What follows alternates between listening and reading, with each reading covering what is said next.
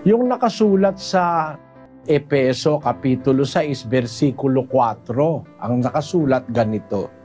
At kayong mga ama, huwag ninyong ipamungkahi sa galit ang inyong mga anak, kundi inyong turuan sila ayon sa saway at aral ng Panginoon. Ang mga anak tinuturuan sa aral at saway ng Panginoon.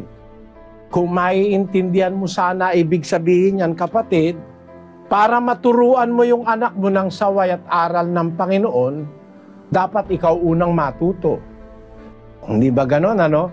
Kasi hindi mo naman matuturuan yung anak mo kung hindi mo alam yung ituturo mo.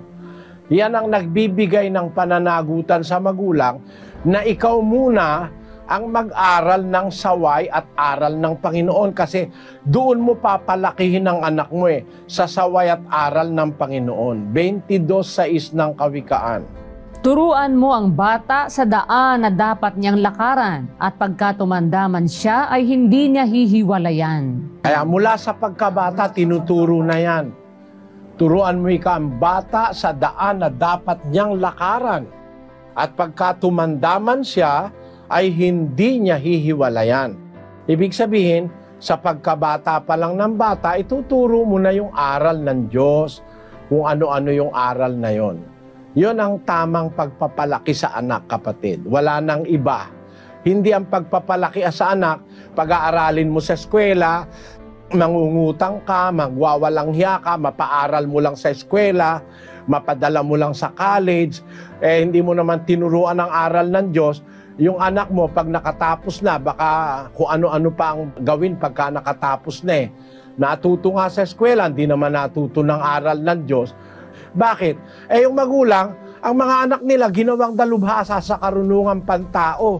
Hindi nila inagapayanan ng mga karunungan ng Diyos. Dapat matuto ang taong kumilala sa Diyos.